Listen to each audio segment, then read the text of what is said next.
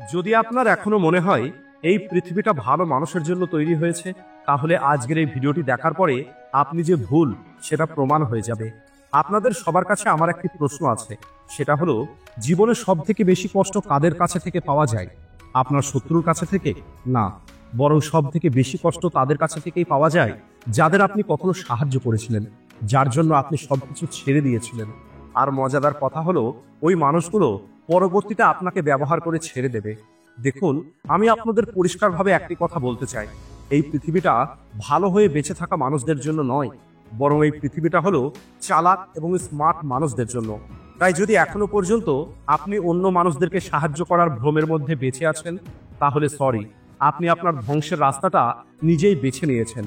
আচ্ছা, আপনি আমাকে সত্যি করে বলুন তো, আজ পর্যন্ত আপনি অন্য মানুষকে সাহায্য করে আপনার আশেপাশের প্রত্যেকটা মানুষের খেয়াল রেখে এর পরিণাম হিসাবে আপনি কি পেয়েছেন? আমি জানি আপনি যেটা পেয়েছেন সেটা হলো ধোঁকা, অন্য মানুষের দ্বারা নিজেকে ব্যবহার, আর আপনার পিছনে আপনার বদনাম। দেখুন, এই পৃথিবীটা হলো একটি জঙ্গলের মতো, আর জঙ্গলের মধ্যে হয় শিকারী থাকে অথবা শিকার থাকে।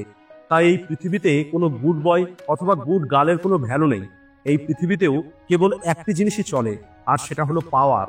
এই পাওয়ার আপনার ব্রেনের হতে পারে, আপনার শরীরের হতে পারে, আপনার মনের হতে পারে, অথবা আপনার চালাকির হতে পারে। আর এখন প্রশ্ন হলো, আপনি কি হতে চান, শিকার নাকি শিকারী? একবার আপনার স্কুলের কথা মনে করে দেখুন, যখন আপনি আপনার টিফিন কাউকে দিয়েছেন, সে কি আপনাকে থ্যাংক ইউ বলেছে? আর সে কি কখনো তার টিফিন আপনাকে দিয়েছে? দেখবেন কখনোই এমনটা হয়নি, বরং সে হয়তো তার টিফিন নিয়ে আসাই বন্ধ করে দিয়েছে আর আপনার সঙ্গেই আপনার টিফিন শেয়ার করেছে। আর কলেজের কথা মনে করে দেখুন, যখন আপনি আপনার কোনো বন্ধুর অ্যাসাইনমেন্ট কমপ্লিট করে দিয়েছেন, সে আপনাকে বলেছে, বন্ধু তুমি হলে গ্রেট, তুমি হলে আমার আসল বন্ধু। কিন্তু যখন আপনার প্রয়োজন পড়েছে, তখন ওই বন্ধু পরিষেবা সীমার বাইরে ছিল। আপনি সব জায়গাতে আপনার বন্ধুদেরকে সাহায্য করেছেন, কিন্তু যখন আপনার তাদেরকে প্রয়োজন হয়, তখন তাদের মোবাইল হয় বিজি থাকে, অথবা তারা তাদের মোবাইল ফোনটা সুইচ অফ করে রাখে। দেখুন, ছোট থেকেই আমাদের ব্রেনে একটি কথা ঢুকিয়ে দেওয়া হয়েছে যে সবসময় তোমাকে সত্যি কথা বলতে হবে, কখনোই তুমি রাগ করবে না, অন্যদেরকে সাহায্য করতে হবে। আমি জানি এই সমস্ত কথাগুলো শুনতে অনেক ভালো লাগে, কিন্তু আসল জীবনে এই কথাগুলোই আপনাকে অন্য মানুষের হাতের পুতুল তৈরি করে। আপনি অফিসের মধ্যেই দেখুন, অফিসেও ঠিক এটাই হয়।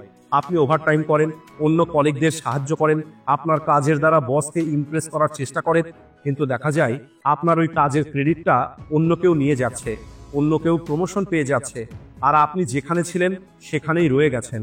আপনার আত্মীয়রা যে কোনো অনুষ্ঠানে আপনার কাছে থেকে এটাই এক্সপেক্ট করে যে এই অনুষ্ঠানের সমস্ত কাজ কেবল আপনি সামলাবেন। আর যখন আপনি ক্লান্ত হয়ে এটা বলবেন, সরি আমার দ্বারা আজ আর সম্ভব হচ্ছে না, তখন দেখবেন ওই মানুষগুলোই আপনাকে স্বার্থপর বলা শুরু করবে। তাই সত্যিটা হলো, একটি ভালো মানুষের একটি ডেফিনেশন এই সমাজ তৈরি করে রেখেছে, অর্থাৎ যে মানুষগুলো কোনো রকমের প্রশ্ন করবে না, নিজের খুশির পরোয়া করবে না, কেবল অন্য মানুষের কথা ভাববে, তাকেই একটি ভালো মানুষ বলা হবে। কিন্তু বাস্তবে এরা কোনো ভালো মানুষ নয়, বরং এরা হলো একটি ভালো গোলাম। এক কথায় বললে, ভালো মানুষকে কেবলমাত্র ব্যবহার করা হয়। দেখুন, সমস্যাটা হলো ছোট থেকেই আমাদের ব্রেন ওয়াশ করা হয়েছে।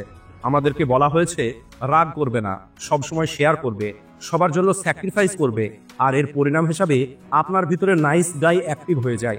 অর্থাৎ এমন একটি ছেলে, যে ছেলেটি সবাইকে সাহায্য করে কিন্তু কখনোই নিজের জন্য ডিফেন্স করতে পারে না। আর বাস্তবে দেখলে এই পৃথিবীতে একটি নাইস গায়ের ভ্যালু হলো জিরো। মানুষ এদেরকে ফর গ্রান্টেড নিয়ে থাকে, আর যখন একবার এদেরকে দিয়ে নিজের কাজ করিয়ে নেয়, তখন সবার আগে এদেরকেই সেখান থেকে বার করে দেওয়া হয়, এদেরকেই ভুলিয়ে দেওয়া হয়। তাই আজকের পরে যখনই আপনাকে কেউ বলবে তুমি অনেক ভালো, তাহলে বুঝে নেবেন আপনি কেবলমাত্র তার প্রয়োজনের একটি মানুষ, তার কোনো বন্ধু নয়। লেসন 1, আপনাকে সেলফিশ হতে হবে। দেখুন, এখন আপনাকে যেটা করতে হবে, আপনাকে স্বার্থপর হতে হবে। আমি জানি এই কথাটা শুনতে হয়তো আপনাদের একটু খারাপ লাগবে, কিন্তু এটাই হলো সত্যি। যখন প্লেনের মধ্যে ইমার্জেন্সি আসে, তখন অক্সিজেন মাস্ক সবার প্রথমে নিজেকে পরতে শেখানো হয়। এর কারণ হলো, যদি আপনি নিজেই বাঁচতে না পারেন, তাহলে আপনি অন্যদেরকে কিভাবে বাঁচাবেন? তাই আপনার জীবনেও সবার আগে আপনি নিজেকে বাঁচান, আপনার কেরিয়ার, আপনার টাকা, আপনার এনার্জি, এই সব কিছুকে বাঁচান। বাকি সবকিছু পরে হবে।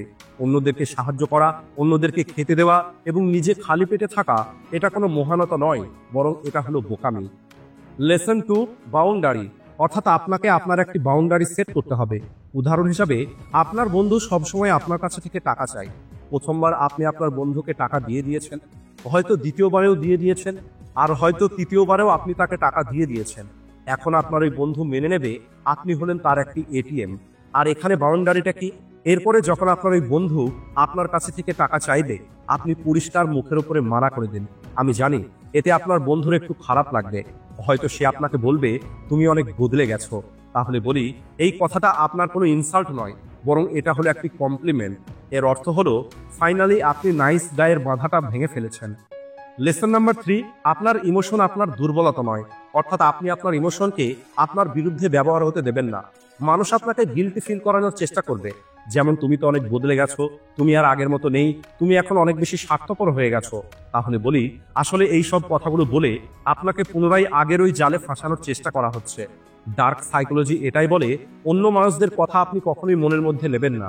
কেউ আপনার প্রশংসা করেছে, আপনি খুশি হতে পারেন, কিন্তু আকাশে উড়বেন না।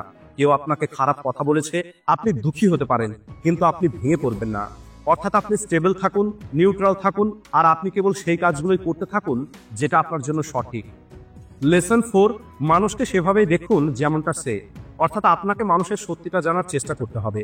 দেখুন, এই পৃথিবীটা মোটেও তেমন নয় যেমন ভাবে আপনি এই পৃথিবীটা দেখতে চান, বরং এই পৃথিবীটা হলো তেমন যেমনটা হলো এই পৃথিবী। অর্থাৎ সেলফিশ, ম্যানিপুলেটিভ, অপরচুনিস্টিক। উদাহরণ হিসাবে, কেউ আপনাকে বলছে তুমি তো হলে আমার সত্যিকারের বন্ধু, কিন্তু আসল পরীক্ষাটা তখন হবে যখন বাস্তবে আপনার তার প্রয়োজন পড়বে। আর তখন যদি সে উপস্থিত না থাকে, তাহলে জেনে রাখুন সে আপনার কখনো বন্ধুই ছিল না। ডার্ক সাইকোলজি আমাদেরকে এটাই শেখায়, মানুষের মিষ্টি কথাতে ভুলবেন না, বরং তাদের কাজগুলোকে দেখুন, তাদের কনসিস্টেন্সি দেখুন, তাদের মুখে বলা কথা এবং তাদের কাজ কি ম্যাচ করছে, নাকি কথা এবং কাজের মধ্যে পার্থক্য আছে। আর এটাই হলো পার্থক্য একটি আসল এবং একটি নকল মানুষের মধ্যে। লেসন 5, ভয়কে দূর করুন। আপনার সব থেকে বড় ভয় কিসের? মানুষকে হারিয়ে ফেলার, একা থাকার, নাকি ফেল হয়ে যাবার? তাহলে বলি, এই ভয় আপনাকে কন্ট্রোল করে। একটি নাইস গাই এই ভয়ের গোলাম হয়, কিন্তু ইভিল মাইন্ডসেটের মানুষগুলো রিস্ক নেয়। যদি এরা ফেল হয়ে যায়, তাহলে সেখান থেকে তারা শেখে, কিন্তু যদি জিতে যায়, তাহলে এরা সবার আগে চলে যায়। আর মনে রাখবেন, ভয়কে পার করেই আপনি জিততে পারবেন, ভয় থেকে পালিয়ে গিয়ে নয়। দেখুন, ভয় আপনার সব থেকে বড় উইকনেস নয়, বরং এটা আপনার সব থেকে বড় শক্তি হতে পারে। যখন আপনি এই ভয়ের মোকাবেলা করবেন, তখন আপনি আপনার কমফোর্ট জোন থেকে বাইরে বেরিয়ে যাবেন। আর একবার যে মানুষ তার কমফোর্ট জোন থেকে বাইরে বেরিয়ে যাবে, তাকে এই পৃথিবীর আর কোনো শক্তি আটকাতে পারবে না। একবার ভেবে দেখুন, এই পৃথিবীর সমস্ত সাকসেসফুল শিকারীর মধ্যে একটি জিনিস কমন ছিল, সেটা হলো এরা তাদের ভয়ের সঙ্গে চোখে চোখ রেখে মোকাবেলা করেছে। এরা কাউকে হারিয়ে ফেলতে ভয় পায়নি, আর এই কারণেই এরা আসল লয়্যালটি পেয়েছে। এরা একা হয়ে যাবার ভয় পায়নি, আর এই কারণেই এদের কাছে আসল পাওয়ার এসেছে। এই মানুষগুলো ফেল হয়ে যেতে ভয় পায়নি, আর এই জন্যই এই মানুষগুলো সেই রেজাল্ট ক্রিয়েট করতে পেরেছে, যে রেজাল্টটা অন্য মানুষদের কাছে কেবল একটি স্বপ্ন। তাই জেনে রাখুন, যদি আপনি আপনার জীবনে নেক্সট লেভেলে যেতে চান, তাহলে আপনাকে আপনার বন্ধু, আপনার আত্মীয় এবং আপনার সোসাইটির ভয়ের উপরে উঠতেই হবে। আর যদি একবার আপনি এটা করে নিতে পারেন, তাহলে তখন শিকার থেকে আপনি ডাইরেক্ট শিকারই হয়ে যাবেন। আর এখন আপনার গেম প্ল্যানটা কি হবে, চলুন সেটা আমি বলে দিচ্ছি। এটা হলো খুবই সহজ। আপনাকে সেলফিশ হতে হবে, কোনো রকমের গিল্টি ছাড়া। আপনি আপনার চারপাশে একটি বাউন্ডারি তৈরি করুন, কোনো কিছু চিন্তা না করে। আপনি আপনার ইমোশনকে নিজের হাতে রাখুন, অন্য মানুষকে আপনার ইমোশনকে কন্ট্রোল করতে দেবেন না। আপনাকে রিয়ালিটিকে অ্যাকসেপ্ট করতে হবে, ইলিউশনের মধ্যে থাকা বন্ধ করতে হবে। আর সব থেকে ইম্পর্টেন্ট, আপনার ভিতরে থাকা ভয়কে মেরে ফেলুন। আর যখন আপনি এই 5টা সিম্পল রুলসকে ফলো করবেন, তখন হঠাৎ করে আপনি দেখতে পাবেন ওই মানুষগুলো যারা আপনাকে এতদিন পর্যন্ত ফর গ্রান্টেড নিত, তারাই আজ আপনার রেসপেক্ট করা শুরু করে দিয়েছে। এর কারণ হলো, এই পৃথিবীতে রেসপেক্ট কেবল ডিমান্ড করে পাওয়া যায় না, বরং এটাকে অর্জন করতে হয়। তাই এখন প্রশ্ন হলো, এখনো কি আপনি ওই নাইস গাই হয়ে থাকবেন যে সবার জন্য আজও নিজেকে শেষ করে দিচ্ছে, নাকি আপনি ওই মানুষটা হবেন যে স্মার্টলি নিজের জীবনের কন্ট্রোলটা নিজের হাতে রাখবে? সেটা কমেন্ট করে অবশ্যই বলবেন। আজকের ভিডিওটি এই পর্যন্তই। ভিডিও ভালো লাগলে ভিডিওটিকে লাইক ও শেয়ার করতে ভুলবেন না। ভিডিওটি শেষ পর্যন্ত দেখার জন্য ধন্যবাদ।